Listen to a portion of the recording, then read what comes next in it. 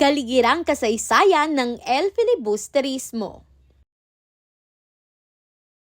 Ang El Filibusterismo ay ikalawang nobela ni Jose Rizal na kilala rin sa literal na kahulugang ang paghahari ng kasakiman.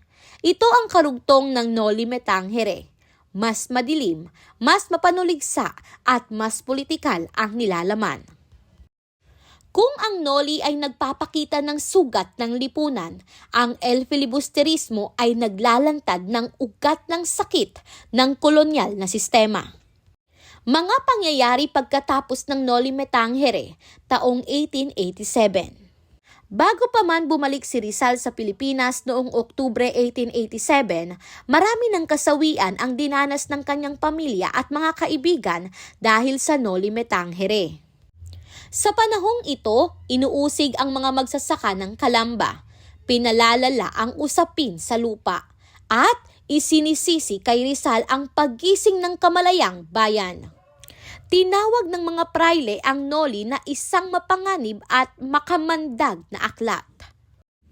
Ang tanong, bakit sinulat ni Rizal ang El Filibusterismo? Isinulat ni Rizal ang El Filibusterismo bilang babala sa patuloy na pang-aapi, paglalantad ng katiwalian sa pamahalaan at simbahan, at paghahamon sa mga Pilipinong manhid sa kawalan ng katarungan.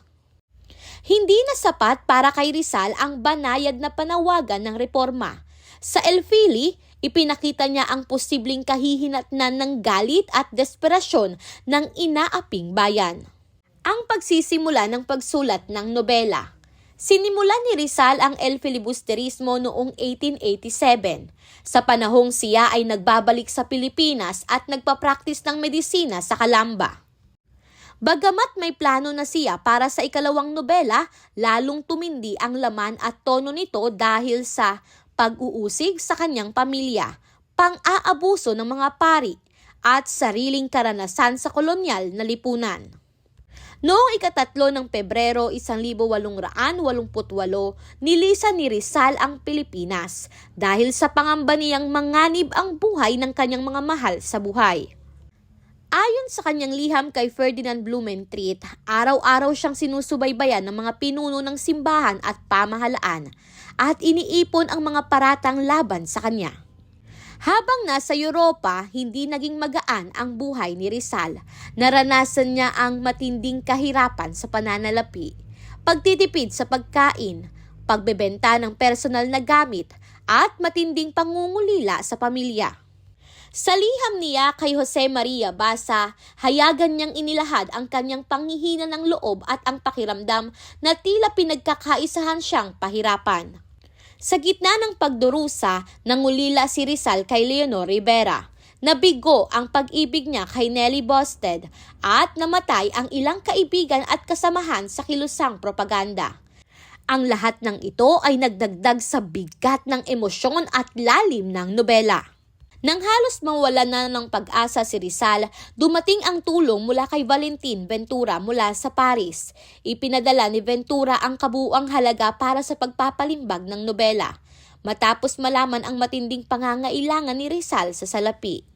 Noong ika-18 ng Setyembre 1891, nalimbag ang El Filibusterismo sa Ghent, Belgium.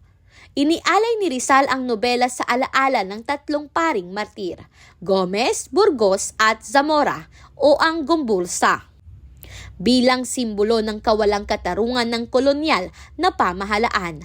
Dahil dito, ang nobela ay kinilalang isang nobelang politikal.